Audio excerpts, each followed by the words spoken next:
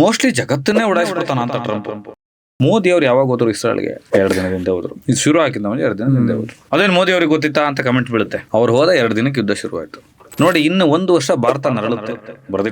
ಇದು ಯಾರ್ದು ಅಲ್ಲ ತಪ್ಪಿಗೆ ನರಳಬೇಕು ನಾವು. ಸಾಮಾನ್ಯ ಜನರಿಗೆ ಹೊರೆ ಬೀಳುತ್ತೆ. ಎಲ್ಲರೂ ಭಾರತದ ರೂಲ್ಸ್ ಏನು, ಭಾರತದ ಪಾತ್ರ ಏನು, ಭಾರತದ ಪಾತ್ರ. ಮೋದಿ ಅವ್ರು ಯಾವಾಗ ಹೋದ್ರು ಇಸ್ರಾಯಲ್ಗೆ? 2 ದಿನದಿಂದ ಹೋದ್ರು. ಯುದ್ಧ ಆಗಕ್ಕಿಂತ 2 ದಿನದ ಹಿಂದೆ. ಇದು ಶುರು ಆಗಿದ್ದ 2 ದಿನದಿಂದ ಹೋದ್ರು. ಅಥವಾ ಅವ್ರು ಹೋದ ಹಿಂಗೆ ತಗೊಂಬಿಡೋಣ. ಅದೇನು ಮೋದಿ ಅವ್ರಿಗೆ ಗೊತ್ತಿತ್ತಾ ಅಂತ ಕಮೆಂಟ್ ಬೀಳುತ್ತೆ. ಅವ್ರು ಹೋದ 2 ದಿನಕ್ಕೆ ಯುದ್ಧ ಶುರುವಾಯಿತು. ಏನು ಭಾಷಣ ಮಾಡಿದ್ರು? Clearly he told fatherland. ಇಸ್ರೇಲ್ನ ಫಾದರ್ಲ್ಯಾಂಡ್ ಅಂದರು, ಇಂಡಿಯಾ ಇಸ್ ಮದರ್ಲ್ಯಾಂಡ್ ಅಂದರು. ಓಕೆ, ಅವ್ರ ಅಭಿಮಾನ. ಯಾವ ಉದ್ದೇಶದಿಂದ ಹೇಳಿದ್ದು? ತೈಲಕ್ಕೆ, ಫಾರಿನ್ ಎಕ್ಸ್ಚೇಂಜ್, ನಮ್ಮ ಅಫೇರ್ಸ್ಗೆ.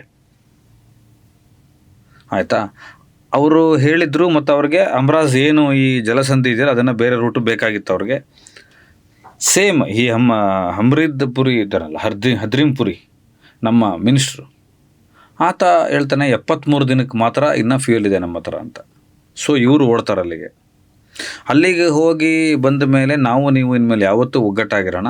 ಅಮೇರಿಕ ನಮ್ಮನ್ನು ಈ ಕಾನ್ಸುಲೇಷನ್ಸ್ ಎಲ್ಲ ಮೇಂಟೈನ್ ಮಾಡೋದು ಯಾರು? ಅದಾದ ತಕ್ಷಣ ಅಮೇರಿಕಾಗೆ ಹೋಗಬೇಕು, ಕೆಲವು ಒಪ್ಪಂದಗಳಿಗೆ ಸೈನ್ ಹಾಕಬೇಕು, ಇದೆಲ್ಲ ಒಂದು ಪ್ಲಾನ್ ಮಾಡಿ ಬಂದರು. ಅದಾದ ತಕ್ಷಣ ಯುದ್ಧ ಆಯಿತು. ಯಾವಾಗಿಂದ ನಮ್ಮ ದೇಶದಲ್ಲಿ ಇಷ್ಟೇ ಪೆಟ್ರೋಲ್ ಇದೆ ಅಂತ ದಿನ ಹೇಳಕ್ಕೆ ಸ್ಟಾರ್ಟ್ ಆದ್ವಿ ನಾವು. ಜನರನ್ನ ಮೆಂಟಲಿ ರೆಡಿ ಮಾಡಿದ್ರಿ ನೀವು. ಸೊ ನಮ್ಮ ಹತ್ರ ಕಚ್ಚಾ ತೈಲ ಇಲ್ಲ, LPG ಇಲ್ಲ. ಈ ತೈಲ ಅದಕ್ಕಿಂತ ಮುಂಚೆ ಹೇಳಿದ್ದೆ, 2 ದಿನ ಮುಂಚೆ 73 ದಿನಕ್ಕೆ ಬಾಕಿ ಇದೆ ಅಂತ ಹೇಳಿದ್ದು. ಅದು 1 ವಾರದ ಮುಂಚೆನೇ ಹೇಳಿದ್ರು. ನೋಡಿ, ಕ್ರೊನಾಲಜಿ ಅರ್ಥ ಮಾಡ್ಕೊಳ್ಳಿ. ಇವ್ರು 73 ದಿನ ಇದೆ ಅಂತ ಮಿನಿಸ್ಟರ್ ಹೇಳ್ತಾರೆ. ಇದಾದ್ಮೇಲೆ ಮೋದಿ ಅವರು ಇದಕ್ಕೆ ಹೋಗ್ತಾರೆ, ಇಸ್ರೇಲ್ಗೆ ಹೋಗ್ತಾರೆ. ಅಲ್ಲಿ ಫಾದರ್ ಲ್ಯಾಂಡ್ ಅಂದ್ಬಿಡ್ತಾರೆ. ಸೊ ನಮ್ಮದು ಫಾರಿನ್ ಎಕ್ಸ್ಚೇಂಜ್, ನಮ್ಮ ಅಫೇರ್ಸ್ ತುಂಬ ಚೆನ್ನಾಗಿದೆ ಅಂತ ಹೇಳಿ ಇಸ್ರೇಲ್ನ ಹಾಡಿ ತಬ್ಬಿ ಹೊಗಳಿ ಬಂದ್ಬಿಡ್ತಾರೆ. ಅದಾದ ಮೇಲೆ ರಷ್ಯಾ ಹತ್ರ ನೀವು ಫ್ಯೂಯಲ್ ತಗೋಬಾರ್ದು ಅಂತ ಈಗ ಅಮೆರಿಕ ಹೇಳ್ತಾ ಇದೆ. ಯಾರು ಅಮೆರಿಕ? ನಮ್ಮ ಮೀಡಿಯಾಗಳೆಲ್ಲ ಇದೇನೋ ಟ್ರಂಪೇ ಇದಕ್ಕೆ ಮಾಲೀಕರೇನೋ ಅನ್ನೋ ಥರ ವರ್ತಿಸ್ತಾ ಇದ್ದಾವೆ. ಟ್ರಂಪ್ ಬಿಟ್ಟರೆ ಗತಿ ಇಲ್ಲ ಅಂತ. Who is Russia to America to tell Russia ಥರ ವ್ಯವಹಾರ ಮಾಡಬೇಡಿ ಅಂತ. ನಮಗೆ ಗೊತ್ತಿದೆ, ನಮಗೆ ಪ್ರಜ್ಞೆ ಇದೆ, ನಾವು ಯಾರ ಜೊತೆ ಹೋದ್ರೆ ನಾವು ಸೇಫ್ ಆಗಿರ್ತೀವಿ ನಮ್ಮ ದೇಶದಲ್ಲಿ ಜನ ಅಂತ. ನಾವು ಈಗಿರೋ ಪರಿಸ್ಥಿತಿಲಿ ಇರಾನ್ ಜೊತೆ ಹೋಗೋಕ್ಕಾಗಲ್ಲ. ಇರಾನ್ಗೆ ಯಾರು ನ್ಯಾಟೋನೇ ಸಪೋರ್ಟ್ ಮಾಡ್ತಾ ಇಲ್ಲ, ರಷ್ಯಾ ಸಪೋರ್ಟ್ ಮಾಡ್ತಾ ಇಲ್ಲ, ಚೀನಾ ಸಪೋರ್ಟ್ ಮಾಡ್ತಾ ಇಲ್ಲ. ಅವರು ಜಂಗಿ ಕುಸ್ತಿ ಮಾಡ್ತಾ ಇದ್ದಾರೆ ಒಬ್ರಿಗೊಬ್ರು. ಅಕ್ರಾಸ್ ದ ವರ್ಲ್ಡ್ ಎಷ್ಟು % ತೈಲನ ಇರಾನ್ ಕೊಡ್ತಿದ್ದು? 43%. ಆಯಿತಾ? ಎಷ್ಟು ದೇಶಗಳ ಜೊತೆ ಅದಕ್ಕೆ ಕನ್ಸರ್ನ್ ಇದೆ. ಇರಾನ್ದು ಕಾಂಟ್ಯಾಕ್ಟ್ ಎಷ್ಟು ದೇಶಗಳ ಜೊತೆ ಇದೆ. ಈಗ ಅವ್ರು ಏನು ಮಾಡ್ತಾ ಇದ್ದಾರೆ, ಅಮೇರಿಕಾಗೆ ಬಾಂಬ್ ಹಾಕೋಕ್ಕಾಗಲ್ಲ ಅಂತ ಯಾರ್ಯಾರು ಮಿಲಿಟರಿ ಬೇಸ್ ಎಲ್ಲೆಲ್ಲಿ ಇಟ್ಟಿದ್ದಾರೋ ಅಮೇರಿಕಾದ, ಅವ್ರ ಮೇಲೆಲ್ಲ ಉಡಾಯಿಸ್ತಾ ಇದ್ದಾರೆ, ಎಲ್ಲರೂ ಪ್ರೆಷರ್ ಸ್ಟಾರ್ಟ್ ಮಾಡಲಿ ಅಂತ. ಇದು ಅಮೇರಿಕಾಗೂ ದೊಡ್ಡ ಥ್ರೆಟ್ ಇದು. ಆಮೇಲೆ ಈ ಯುದ್ಧ ಕಂಟಿನ್ಯೂ ಆದರೆ ಸರ್ವನಾಶನೇ. ಬಟ್ ಇವ್ರನ್ನ ಬ್ಯಾಕು ಬೇರೆ ಯಾವ್ದೋ ದೇಶಗಳು ಮಾಡ್ತಿದ್ಯಾ? ಇಲ್ಲ, ಹಂಗೆ ನೀವು ಇದು ನಮ್ಮ ಕನ್ನಡ ಸಿನಿಮಾ ಸ್ಕ್ರಿಪ್ಟ್ ಥರ ಆಗಲ್ಲ ಇದು.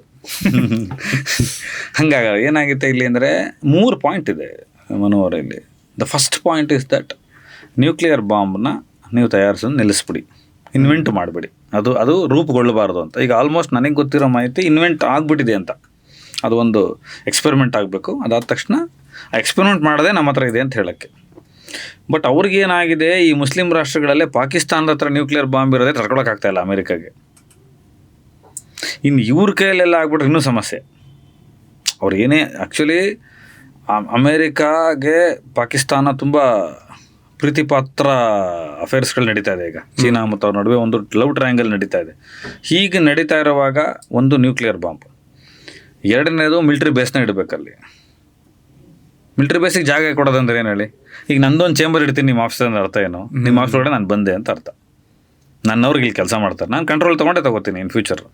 3ನೇದು ಕಚ್ಚಾತ ಇಲ್ಲ, ಅದನ್ನು ನನ್ನ ಶೇರ್ಸಿಗೆ ಕೊಡಬೇಕು, ನನ್ನ ರೇಟಿಗೆ ಕೊಡಬೇಕು. ನಾನು ಮಾರಾಟ ಮಾಡ್ತೀನಿ.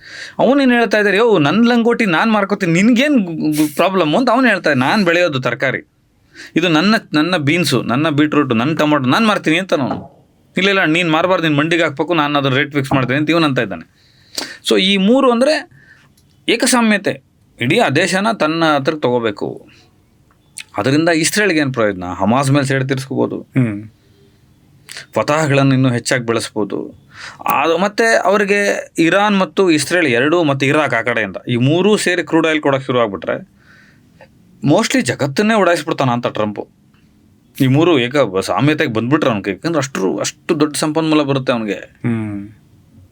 ನಮ್ಮ ಕಣ್ಣಿಗೆ ಇಲ್ಲಿ ಬರೀ ಪೆಟ್ರೋಲಿಯಂ ಪ್ರಾಡಕ್ಟ್ಸ್ ಅನಿಸ್ತಾ ಇದೆ, ಹಣ ದುಬ್ಬರ ಇದೆ ಇಲ್ಲಿ. ನಮ್ಮ ಶೇರ್ಸ್ ಎಲ್ಲ ಎಲ್ಲಿದೆ? ಇಂಡಿಯಾ ಶೇರ್ಸ್ ಎಲ್ಲ ಎಲ್ಲಿದೆ? Controlled by America. US market, US market ಇದೆ, ದುಬೈ ಮಾರ್ಕೆಟ್ ಎಲ್ಲ ನಿನ್ನೆಯಿಂದ ಆಲ್ರೆಡಿ ಗೂಳಿ ಬಗ್ತಾ ಇದೆ, ತಲೆ ಬಗ್ಗಿಸ್ತಾ ಇದೆ.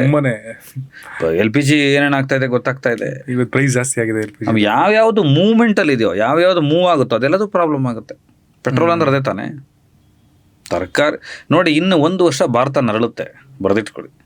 ಇದು ಯಾರ್ದು ಅಲ್ಲ ತಪ್ಪಿಗೆ ನರಳಬೇಕು ನಾವು. ಸಾಮಾನ್ಯ ಜನರಿಗೆ ಹೊರೆ ಬೀಳುತ್ತೆ. ಯಾರ ತಪ್ಪಿಗೆ? ನೀವು ಮಾನಸಿಕವಾಗಿ ಭಾರತೀಯರು ರೆಡಿಯಾಗಿಬಿಡ್ಬೇಕು. ಯಾರ ತಪ್ಪಿಗೆ? ಇದರಲ್ಲಿ ನಮ್ದೇನಾದ್ರು ತಪ್ಪಿದೆಯಾ? ಇಲ್ಲ. ನಾವು ಏನೇ ಆದರೂ ಟ್ರಂಪ್ನ ಗುಲಾಮರ ಥರ ನೋಡ್ತೀವಿ. ಟ್ರಂಪು ಅಧಿಕೃತವಾದಂತಹ ಲೆಗಸಿ ಸ್ಪೀಚ್ಗಳಲ್ಲಿ ಭಾರತದ ವಿರುದ್ಧ ಮಾತಾಡಿದ್ದಾರೆ. ಅಲ್ಲಿನ ಅಫಿಷಿಯಲ್ಸ್, ಎಂಬೆಸಿ ಮಾತಾಡಿದೆ. ಎಂಬೆಸಿ ಅಫಿಷಿಯಲ್ಸ್ ಮಾತಾಡ್ತಾರೆ ಭಾರತದ ವಿರುದ್ಧ. ಮೋದಿಗೆ ಬುದ್ಧಿ ಇಲ್ವಾ ಅಂತ ಕೇಳ್ತಾರೆ ಅವರು. ಅಷ್ಟು ಓಪನ್ ಆಗಿ ಮಾಡ್ತಾ ಇದ್ರು. ನಮ್ಗೆ ಅದೇನೋ ಅಮೇರಿಕಾದ ಜೊತೆ ಚೆನ್ನಾಗಿರ್ಬೇಕು, ಅಮೇರಿಕಾದ ಕೈಲಿ ನಾವು ತಮ್ಮ ಅನ್ಸ್ಕೋಬೇಕು, ವಿಶ್ವಾಸ ಅನ್ಸ್ಕೋಬೇಕು, ಹೆಗಲು ತಟ್ಟಿಸ್ಕೋಬೇಕು ಅಂತ ಒಂದು ಚಟ. ಫಸ್ಟ್ ಆಫ್ ಆಲ್ ಅದು ಕಳ್ಳರಿಂದ ಆದಂಥ ದೇಶ ಅಮೇರಿಕ. ಅದಕ್ಕೆ ಒಂದು ಐಡಿಯಾಲಜಿ ಇಲ್ಲ, ಅದಕ್ಕೊಂದು ಗೊತ್ತು ಗುರಿ ಇಲ್ಲ, ಅದಕ್ಕೊಂದು ರೂಪ ಇಲ್ಲ ಅಮೇರಿಕ ಅನ್ನೋ ದೇಶಕ್ಕೆ. ವ್ಯಾಕ್ಸಿನ್ನಿಂದ ಹಿಡಿದು ನಾನು ಒಂದು 1000 ಉದಾಹರಣೆ ಕೊಡಬಲ್ಲೆ ಅಮೇರಿಕ ನಮ್ಮ ಮೇಲೆ ಮಾಡಿರ್ತಕ್ಕಂಥ ದಾಳಿಗಳು.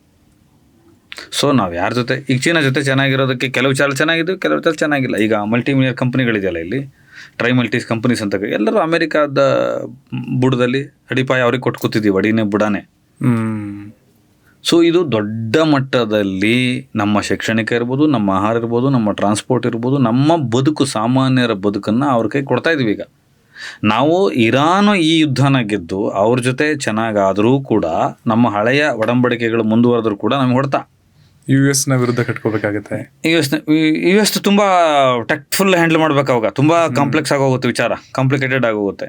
ಅದನ್ನು ಬಿಟ್ಟು ನಾವು ಅಮೇರಿಕ ಜೊತೆ US ಜೊತೆ ಮುಂದುವರೆದ್ರೂ ನಮಗೆ ಬರೆ.